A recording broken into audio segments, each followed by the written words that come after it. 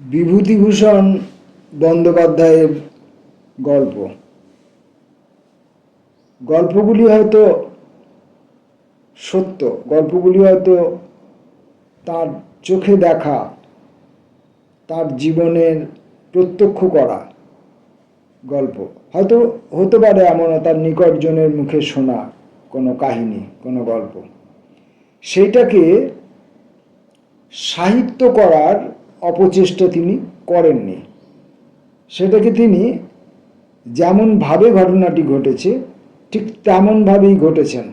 তার ভাষার যে দখল, তার মাধ্যমে সেটাকে বিন্যস্ত করেছেন এবং তার যে সৃষ্টি, তার গল্পের যে চরিত্রগুলো, সেই চরিত্রগুলোর সঙ্গে বিভূতিভূষণের ভেতরের একাধিক বিভূতিভূষণ যে ছিল, সেই একাধিক বিভূতিভূষণের প্রত্যেকটি গল্পের সঙ্গে আলাদা আলাদা সম্পর্ক ছিল, আলাদা আলাদা ঘনিষ্ঠতা ছিল, আলাদা আলাদা বোধ অনুভূতি ছিল।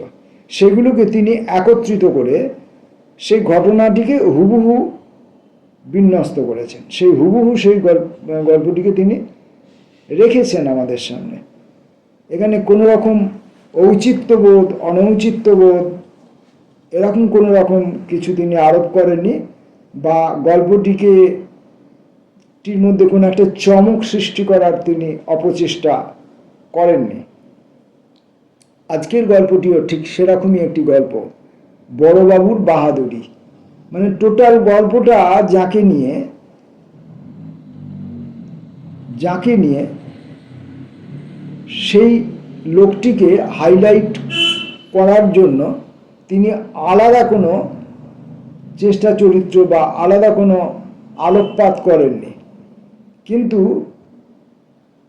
আমাদের ভেতরে যে নিন্দনীয় দিকটি থাকে, সেই নিন্দনীয় দিকটিকে বোধহয় তিনি দেখাতে চেয়েছেন। মূল চরিত্রটাকে রেখে যে নিন্দনীয় অংশটা, সেই নিন্দনীয় অংশটাকে দেখাতে চেয়েছেন এবং সেটাকেই তিনি গল্পের নামকরণ করেছেন বড়বাবুর বাহাদুরি। আপিসে মাঝে মাঝে নানা পার্টি আসিয়া গোলঞ্চ লতা ও গাছগাছরা বিক্রি করিয়া যাইত। ইহাদের নাম লেখা আছে বটে, কিন্তু অনেকেরই ঠিকানা কিছু লেখা থাকে না। এখানে ছোটোখাটো কাজকর্ম সবই হয় নগদ। বড়বাবুর অ্যাসিস্ট্যান্ট সেসব পাওনাদারকে, সাহেব তো দূরের কথা, বড়বাবুর কাজ পর্যন্ত যাইতে দেয় না। হরিপদ এবার নগু দালালের হাত দিয়া জিনিস না বেচিয়া নিজেই সরাসরি কোম্পানির অফিসে লইয়া গিয়া নামাইয়াছিল। যে পাড়াগায়ে হরিপদ থাকে, গাছগাছরার সেখানে অভাব নেই। নগু দালালের পরামর্শেই সে এইসব গাছগাছরা সংগ্রহ করিতে আরম্ভ করে। তাহাকে সেসব চিনাইয়াছিল শান্তি কবিরাজ। মন পিছু 2 টাকা লরি ভাড়া দিয়া বারবার মাল আনিয়া পোষায় না। হরিপদ সেজন্য 1 বছর ধরিয়া বিস্তর গাছপালা মজুদ করিতেছিল। নগুদালাল ইহার মধ্যে 2-3 বার সন্ধান লইয়াছে। ওই হরিপদ, মালগুলো এবার তুমি দেখছি পচাবে। আপাং শিমুলের শেকড়, শ্বেত পরপটি এসব 6 মাসের বেশি থাকে না, পচে নষ্ট হয়ে যায়। তখন 2খানা করেও বিক্রি হবে না। নিয়ে এসে ফেলো কলকাতায়। কিন্তু হরিপদ খুব কাঁচা ছেলে নয়। বেলেঘাটার মুকুজ্জে মশাইয়ের আড়তে সে আর যাইতে প্রস্তুত নয়। অবশ্যই একথা ঠিক যে তাহার থাকিবার ও খাইবার কোনো কষ্ট কলিকাতায় গিয়া হয় না। আজকাল আড়তে উঠিলেই হইল। আড়তের রাঁধুনি বামুন তাহাকে চিনে, তাহাকে গিয়া বলিলেই হইল, ও কুবের ঠাকুর, এখানে 2টো খাবো এবেলা। ওরা যতই খাতির করুক, এবার হরিপদ বেলেঘাটার আড়তে গিয়া উঠে নাই। নগু দালাল তো জঙ্গলে ঘুরিয়া ঘুরিয়া গাছগাছরা সংগ্রহ করে না, তাহাকে সে লাভের একটা মোটা অংশ কেন দিতে যাইবে? কলিকাতায় এবার আসিয়া সে শুনিল হিন্দুস্তান কেমিক্যালস কোম্পানি শীতের মরশুমে এই রকম গাছগাছরা কিনিয়া থাকে। সে সোজা হাজির হইল হিন্দুস্তান কেমিক্যাল কোম্পানির অফিসে। প্রচণ্ড ব্যাপার, লোকজন, লিফট, দরওয়ান, ঘোরানো দরজা, দিনমানে ইলেকট্রিক আলো জ্বালিয়া কাজ চলিতেছে, ঘন ঘন টেলিফোন বাজিবার শব্দ। এই জন্যই বোধ হয় নবু দালালের শরণাপন্ন হইতে হয়। এখানে জিনিস বেচা কি পাড়াগাঁয়ের লোকের কর্ম? অবশেষে সন্ধান মিলিল এনকোয়ারি অফিস হইতে। জিনিসপত্র ক্রয় করিবার ভার যার ওপর, তার বয়স খুব বেশি নয়। একটা মাল দেখিয়া শুনিয়া যা দর বলিল বেলেঘাটার মুখুজ্জে মশাইয়ের আড়তের দরের তুলনায় মন পিছু অন্তত 8 আনা বেশি। মাল নামাইয়া ওজন করিয়া দিতে দেরি হইয়া গেল। কেরানিবাবুটি জিজ্ঞাসা করিল, আপনি চেক নেবেন না নগদ নেবেন? কাল এসে টাকা নিয়ে যাবেন, তবে আজ ক্যাশ থেকে টাকা বের করে রেখে দেব। একটা বিল করে বড়বাবুর কাছে সই করিয়ে নিয়ে আসুন। বিলখানা এখানে দিয়ে যাবেন। পরদিন কাউন্টারে বেজায় ভিড়। আজ টাকা দেবার দিন। অনেক লোক টাকা লইতে আসিয়াছে। এক একখানা খামের উপর পাওনাদারের নাম টাইপ করা। কেরানিবাবু শুধু জিজ্ঞাসা করিতেছে, কি নাম? রামশরণ পাল। এন। পাওনাদার খামখানা লইয়া চলিয়া যাইতেছে। কেউ কেউ বা খাম খুলিয়া নোটগুলি দেখিয়া লইতেছে। হরিপদর হাতে কেরানি একখানা খাম দিল। তার উপরে লেখা আছে HPB। হরিপদ বাবু বোধহয়। সামান্য 40 টাকার জন্য খাম খুলিয়া টাকা দেখিয়া লইতে তাহার লজ্জা করিতে লাগিল। এত কাণ্ড কারখানা যেখানে, সেখানে কি আর ভুল হইবার সম্ভাবনা আছে? খামের বাহিরে টাইপ করা অক্ষরে তার নাম লেখা ঠিকই আছে। কিন্তু শিয়ালদা স্টেশনে আসিয়া খাম খুলিয়া নোটগুলি কি ভাবিয়া একবার দেখিয়া লইতে গিয়া হরিপদ মাথার ঘুরিয়া বসিয়া পড়িল। চারিদিকে তাকাইয়া সে তাড়াতাড়ি নোটের খামখানা পকেটে পুরিয়া সোজা প্ল্যাটফর্মে ঢুকিয়া ট্রেনে চড়িয়া বসিল। শীতকালেও কপালে বিন্দু বিন্দু ঘাম দেখা দিল। সর্বনাশ! সব কখানাই 100 টাকার নোট, সর্বশুদ্ধ 11 খানা। 40 টাকার জায়গায় 1100 টাকা। এ ভুল কি করিয়া হইল হরিপদ বুঝিতে পারিল না। হয়তো তাড়াতাড়িতে অন্য কোনো বড় পাওনাদারের খাম তাহাকে দিয়া দিয়াছে।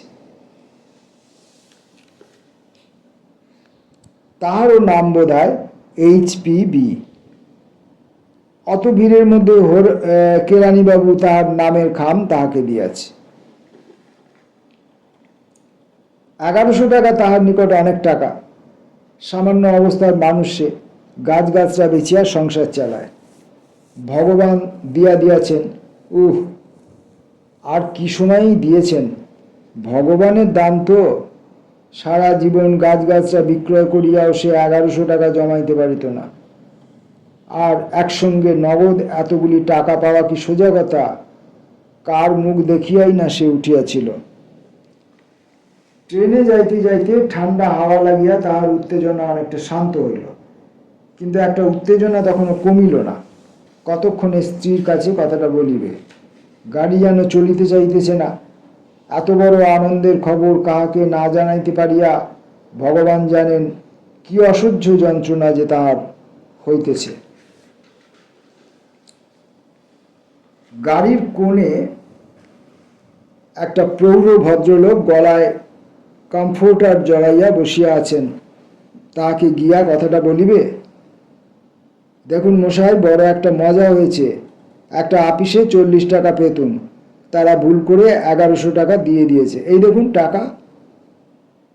অফিসের নাম সে তো বলিতে যাইতেছে না। না, দরকার নাই। সন্দেহ করিয়া লোকটা যদি পুলিশে খবর দেয়, আপিসের লোকে নিশ্চয়ই ভুল ধরিয়া ফেলিবে এবং তখনই তাহার সন্ধানে লোক ছুটিবে। ছুটিলেও তার ঠিকানা বাহির করার কোনো উপায় নাই। 100 টাকার নোটগুলি ভাঙাইয়া ফেলিতে হইবে। সিরাজগঞ্জে তার মামা পাটের অফিসে কাজ করেন। মামার সাহায্যে 100 টাকার নোট ভাঙাইয়া খুচরো 10 টাকার নোট সংগ্রহ করিতে হইবে। কালই সকালের ট্রেনে সিরাজগঞ্জ রওনা হওয়া দরকার। হরিপদ স্ত্রী আশালতা নোটের তারা দেখিয়া অবাক হইয়া স্বামীর দিকে চাইয়া রইল। বলিল, হ্যাঁ গো, তারা বুঝতে পারলে না ভুল করে কার টাকা কাকে দিলে? বড় বড় অফিসের মজাই তো এই, বজ্র আটুনি ফসকা গেরো। এদিকে এক এক ডিপার্টমেন্টে 50, 60, 100 লোক খাটছে, আর ওদিকে ওই কাণ্ড। বড়বাবুর কাছে যাও, বিল সই করে নিয়ে এসো, ক্যাশে যাও, আবার সই করাও, সব মিথ্যে জাঁকজমক আর কেতা দুরস্ত। আশালতা বলিল, কিন্তু ওসব নোটের শুনেছি নম্বর থাকে, যদি পুলিশে হুলিয়া করে দেয় তুমি নোট ভাঙাবে কি করে? ওইখানেই তো ভয়। কিছু ভয় নেই। প্রথম তো আজকাল 100 টাকার নোটের নম্বর থাকে না শুনেছি। অত বড় অফিসে 100 টাকার যে সাধারণ নম্বর থাকে তা টুকে রাখবে না।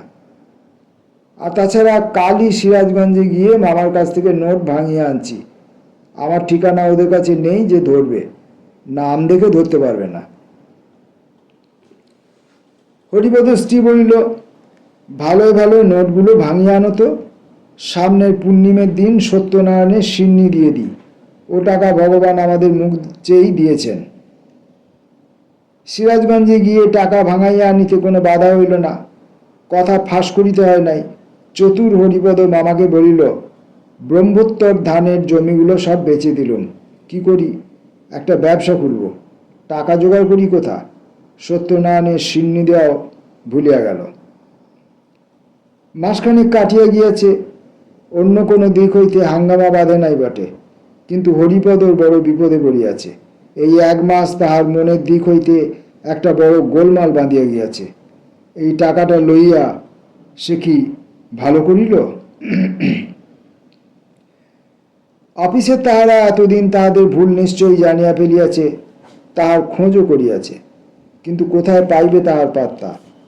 সেই কেরানিবাবুর উপর নিশ্চয়ই সব দায়িত্ব পড়িয়াছে, এবং এতদিনে বেচারির চাকরি আছে কিনা সন্দেহ।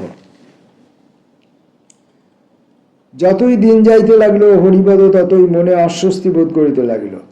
যতদিন পুলিশের ভয় ছিল বা অফিস হইতে তাহার টাকা কাড়িয়া লইবার ভয় ছিল, ততদিন তাহার মনে একথা ওঠে নাই যে এ টাকা লওয়া অন্যায় বা পাপ। কিন্তু এ সম্বন্ধে যতই সে নিজেকে নিরঙ্কুশ বোধ করিতে লাগিল, ততই মনে হইতে লাগিল এ টাকায় তাহার কোনো অধিকার নাই, এ অপরের টাকা সে চুরি করিয়া আনিয়াছে। 6 মাস কাটিয়া গেল। কখনো সে ভাবে টাকাটা ফিরাইয়া দিব, আবার পরদিনই মনে হয় এই 1100 টাকায় একখানি মুদির দোকান খুলিয়া গ্রামে বসিয়াই সে চমৎকার চালাইতে পারে। ভগবান তাহাদের দুঃখ দেখিয়া মূলধন জোগাড় করিয়া দিয়াছেন, থাক টাকাটা। টাকা ফেরত দেওয়ার একটা প্রধান বাধা দাঁড়াইয়াছে হরিপদ স্ত্রী। সে যেদিন হইতে শুনিয়াছে স্বামী টাকা ফেরত দেওয়ার সংকল্প করিতেছে, সেই দিন হইতে সে কাঁদিয়া কাটিয়া অনর্থ বাঁধাইয়াছে। গরিবের ঘরের মেয়ে, গরিবের ঘরের বউ, তার কাছে 1100 টাকা একটা খুব বড় ব্যাপার। হরিপদ তাহাকে বুঝাইয়া বলিল, দেখো, ফাঁকির টাকা তো বটে, এতদিন কথাটা ভালো করে বুঝিনি। আজকাল রাত্রে আমার ঘুম হয় না ভেবে ভেবে, তা জানো, কাজ নেই বাবু, 1100 টাকা কদিন খাবো, ওটা তাদের দিয়েই আসি। আশালতা বলিল, ফাঁকির টাকা হলো কি করে? ভগবান না দিলে তাদেরই বা ভুল হবে কেন? ও যখন ঘরে এসেছে তখন হাতের লক্ষ্মী পায়ে ঠেলো না, আমার কথা শোনো। ও নিয়ে ভেবে মিথ্যে মাথা খারাপ করো না লক্ষ্মীটি। ও তো তুমি কোনো একটা লোককে ফাঁকি দিয়ে নিয়ে আসোনি, তারা ভুল করে দিয়েছে, এতে তোমার দোষ কি? কারো একজনের টাকা নয়, কোম্পানির টাকা। বড়লোক কোম্পানি, তাদের কাছে 1100 টাকা কিছুই নয়, কিন্তু আমাদের কাছে অনেক বেশি। সারা জীবনের একটা হিল্লে হয়ে যাবে। আমি কি আমার নিজের জন্যই বলি? নিজের চেহারাটা একবার আয়নায় গিয়ে দেখো দেখি, বন জঙ্গলে ঘুরে ঘুরে গাছপালা খুঁজে খুঁজে খিচিড়ি বেরিয়েছে। ওই টাকায় একখানা দোকান করে বসলে চলবে। কি ভয়ানক বাধা হইয়া উঠিয়াছে স্ত্রীর এই অনুরোধে। কেন ছাই এ কথাও স্ত্রীকে বলিতে গিয়াছিল। ওর মুখের দিকে চাহিলে কষ্ট হয়, ওর কাতর অনুরোধ শুনিলে মনে হয় দূর করো, কাজ নাই সাধুতা দেখাইয়া। ওই অভাগিনীকে জীবনে কখনো সে সুখী করিতে পারে নাই। টাকাটায় একটা ব্যবসা খুলিয়া যদি অন্নবস্ত্রের কষ্টের একটা মীমাংসা হয়। এখানে সাধু সাজা স্বার্থপরতা, ঘোর স্বার্থপরতা। আশালতার বয়স কম, জীবনে কোনো স্বাদ ওর পূর্ণ হয় নাই। ওর মুখের দিকে চাহিয়া না সে নিজের কাছে অসাধুই হইয়া রহিল। দিনে এইসব ভাবে, কিন্তু গভীর রাত্রে যখন গ্রাম নিশুতি হইয়া যায়, আশালতা ঘুমাইয়া পড়ে, তখন তার মনে হয় চুরির সপক্ষে কি চমৎকার যুক্তি সে বাহির করিয়াছে। জুয়া চুরি, তার সপক্ষে কোনো যুক্তি নাই, তর্ক নাই। টাকা তাকে ফিরাইয়া দিতেই হইবে, নিজের কাছে চোর হইয়া সে থাকিতে পারিবে না। নিদ্রিত আশালতার মুখের দিকে চাইয়া সে ভাবিল, ছি ছি, মেয়ে মানুষ যাত্রা কি ভয়ঙ্কর। ওদের মন কি এতটুকু সৎ কিছু জানে না? কেবল টাকা কড়ি, গয়না, চাল ডালের দিকে নজর। দিন যায়। হরিপদ দেখিল সে স্ত্রীকে মনে মনে অশ্রদ্ধা করিতে আরম্ভ করিয়াছে। তার কত আদরের আশালতা, যাকে চোখ ভরিয়া দেখিয়াও চোখের তৃপ্তি হইত না, তাহার সম্বন্ধে এসব কি ভাবনা তার মনে। একদিন হঠাৎ তাহাদের একটা বাছুর মরিয়া গেল। এরপর হরিপদ ভাবিল, তা যাবে না। সংসারে যখন ওর মতো মেয়ে এসেছে, তখন ওর পরামর্শেই সংসার এবার উচ্ছন্নে যাবে। দিন যাওয়ার সঙ্গে সঙ্গে এই ধারণা তাহার বদ্ধমূল হইতে লাগিল। আজকাল স্ত্রীর প্রতি ব্যবহারটা দিন দিন রুক্ষ হইয়া উঠিতেছে। সামান্য কথায় খিটখিট করে, সামান্য ব্যাপার লইয়া স্ত্রীকে দু কথা শুনাইয়া দেয়। মনের মিলের জোর ক্রমে অলক্ষিতে খুলিতে লাগিল। আশালতা ভাবিয়া কুল পায় না, তাহার অমন স্বামী কেন এমন হইয়া যাইতেছে দিন দিন। ক্রমে তাহার মনে ভাঙন শুরু হইল। ভাবে, এত হেনস্থা কিসের? কোন জিনিসটাতে আমার ত্রুটি হয়? উদয়াস্তর মুখে রক্ত উঠে খেটে মরি, সে কথা একবার বলা তো দূরের কথা, উল্টে আবার পান থেকে চুন খসলেই এইসব গাল মন্দ, অপমান।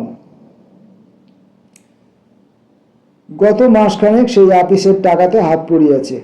এরই মধ্যে 30-40 টাকা খরচ হইয়া গিয়াছে। আশালতা ভাবে, ওর শরীরটা খারাপ হয়ে গিয়েছে রোদে রোদে, সাত গায়ের বন জঙ্গল ঘুরে, ওকে একটু সারিয়ে তুলি। গত মাস হইতে আশালতা রাত্রে প্রায় লুচি ভাজিয়া স্বামীকে খাওয়ায়, মাঝে মাঝে ভালো খাবার দাবার করে। একদিন বলল, ওগো, তোমার পায়ের দিকে একবার নজর দাও, একজোড়া জুতো কেন দেখি বাবু, ভালো দেখে। জলে জঙ্গলে পা হেজে পাকুই ধরে গেল যে। একদিন সন্ধ্যার পর হরিপদ খাইতে বসিয়াছে। আশালতা খাবার জন্য দুধ গরম করিয়া আনিতে গিয়াছে। হঠাৎ হরিপদ লুচি চিবাইতে চিবাইতে বেকায়দায় জিভ কামড়াইয়া ফেলিয়া যন্ত্রণায় বলিয়া উঠিল, উহ। ঠিক সেই সময় আশালতা দুধের বাটি লইয়া আসিয়া বলিল, কি হলো গা? হরিপদ বাঁ হাত দিয়া গালটা চাপিয়া ধরিয়া খানিকক্ষণ চুপ করিয়া মুখ বিকৃত করিয়া বসিয়া রহিল, কোনো কথা বলিল না। আশালতা পুনরায় উদ্বেগের সুরে বলিল, কি হয়েছে হ্যাঁ, অমন করে আছো কেন? হরিপদ সঙ্গে সঙ্গে রুক্ষ সুরে চিৎকার করিয়া বলিল, হবে আর কি, যেদিন থেকে তুমি অলক্ষী ঘরে ঢুকেছ, সেই দিন থেকে এ সংসারে ভাষ্যি নেই। শুধু শুধু নইলে গরুর বাছুরটাই বা মরে যাবে কেন? আর বলিয়া লুচির থালা হাতের ঠেলায় সজোরে 10 হাত তফাতে ছিটকাইয়া ফেলিয়া হরিপদ উঠিয়া ঘরের বাহিরে চলিয়া গেল। আশালতা দুধের বাটি হাতে আড়ষ্ট হইয়া দাঁড়াইয়া রইল। হরিপদ অনেক রাত্রে বাড়ি ফিরিল। আসিয়া দেখিল স্ত্রী বারান্দায় চুপ করিয়া বসিয়া আছে। জিভের ব্যথা কমিয়া যাওয়ার সঙ্গে সঙ্গে তাহার মনে হইয়াছে, ছি, অমন করে তখন বলাটা ভালো হয়নি, না, একটু বেশি বলা হয়ে গেছে। তখন আমার মাথা ঠিক ছিল না তো, ছি, ঘরে ঢুকিয়া স্ত্রীকে ওভাবে বসিয়া থাকিতে দেখিয়া বলিল, না ওঠো, রাগ করেছ নাকি? খাওয়া দাওয়া হয়েছে? আশালতা ঝরঝর করিয়া কাঁদিয়া ফেলিল, কোনো কথা বলিল না। হরিপদ স্ত্রীর হাত ধরিয়া উঠাইতে গেল। আশালতা আঁচলে চোখ মুছিয়া বলিতে থাকে, থাক, বসো এখানে, একটা কথা বলি। কি? দেখো, সে টাকা তুমি ফেরত দিয়ে এসো। যা খরচ হয়ে গিয়েছে, আমার চুরি করা যা বন্ধক দিয়ে হোক, বেচে হোক, সেটা পুড়িয়ে দাও গিয়ে। ওই টাকা যেদিন থেকে ঘরে ঢুকেছে সেদিন থেকে সংসারে শান্তি চলে গিয়েছে। ও আর কিছুদিন থাকলে একেবারে সর্বনাশ হয়ে যাবে। তুমি কাল যাও, টাকা ফেরত দিয়ে এসো গিয়ে। রাত্রিটা কাটিয়া গেল। হরিপদ দেখিল প্রায় 100 টাকা আন্দাজ খরচ হইয়া গিয়াছে সেই টাকা হইতে। স্ত্রীর গহনা লইয়া সেই দিনই সে কলকাতায় রওনা হইল এবং পোদ্দারের দোকানে বেচিয়া টাকাটা সংগ্রহ করিল। কোম্পানির অফিসে গিয়া ভাবিল কোনো ছুটো কেরানির হাতে টাকা দেবে না, হিসাবের বাইরের টাকা সে মেরে দেবে। সে একেবারে সরাসরি বড়বাবুর ঘরে গিয়ে হাজির হইল। বড়বাবু বলিলেন, কি চান? হরিপদ সব খুলিয়া বলিল। ঘরে আর কেউ ছিল না। বড়বাবু আশ্চর্য হইয়া গেলেন। এই টাকা লইয়া অফিসে যথেষ্ট গোলমাল হইয়া গিয়াছে। হরিপদ যাইবার 2 দিন পরে ভুল ধরা পড়ে। তাহাকে খুঁজিয়া বাহির করিবার যথেষ্ট চেষ্টা করা হইয়াছিল, কিন্তু পারা যায় নাই। যে কেরানি ভুল করিয়াছিল তাহার মাহিনা হইতে প্রতি মাসে 30 টাকা করিয়া কাটিয়া লওয়া হইতেছে এবং পূজার বোনাস সে কখনো পাইবে না, এই বন্দোবস্ত হইয়াছিল। আজ 2 মাস 2.5 মাস পরে সেই পলাতক লোকটি টাকা ফেরত দিতে আসিয়াছে। ব্যাপারখানা কি? বড়বাবু এমন কাণ্ড কারখানা কখনো 52 বছর বয়সে দেখেন নাই।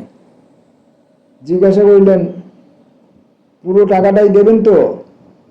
নিয়ে এসেছেন সব? তা এতদিন আসেননি কেন? হরিপদ বলিল, যখন টাকাটা এখান থেকে নিয়ে গেলুম তখন বুঝিনি যে এতে এত টাকা আছে। ধরা পড়ল অনেক পরে বাড়ি গিয়ে। তারপর লোভ প্রবল হয়ে উঠল। বড়বাবু, আমরা গরিব লোক, এতগুলো টাকার লোভ সামলানো সোজা কথা তো নয়। বড়বাবু বললেন, আচ্ছা বেশ, টাকা দিয়ে যান। টাকা গুনিয়া দিয়া হরিপদ চলিয়া গেল। আপিসে ইতিমধ্যে অনেকেই কথাটা শুনিয়াছে। তাহারা বড়বাবুর কাছে কথাটা শুনিতে আসিল। এতদিন পরে টাকা ফেরত দিতে আসিল, কি ব্যাপার? বড়বাবু মৃদু হাসিয়া বললেন, তোমরা তো জানো না, কোম্পানির জন্য কত খেটে মরি। নামও নেই অফিসে, যশও নেই। বাচাধন আজ এতকাল পরে এসেছেন বোধহয় মাল বিক্রি করতে। ভেবেছেন এতদিনে আর চিনতে পারবে না। জিজ্ঞেস করলাম, আপনার নাম কি? আপনি একবার জিনিস বেচতে এসে বেশি পেমেন্ট নিয়ে গিয়েছিলেন, তাই না? আমি ওকে বিল সই করতে দেখেছি। চেহারা দেখেই ভাবলুম এ ঠিক সেই লোক। যেমন বলেছি বাচাধনের মুখটি চুন। বললুম, টাকা ফেলো, নইলে পুলিশে দেব। ব্যবসাদার লোক, পাওনা টাকা আদায় করেছিল বোধহয়, সঙ্গে টাকাও ছিল। তা থেকে ভয়ে ভয়ে আমাদের টাকাটা বের করে দিলে। যাবে কোথায়? কত বড় ফাঁদে পা দিয়েছে জানে না তো। বড়বাবুর জয় জয়কার পড়িয়া গেল।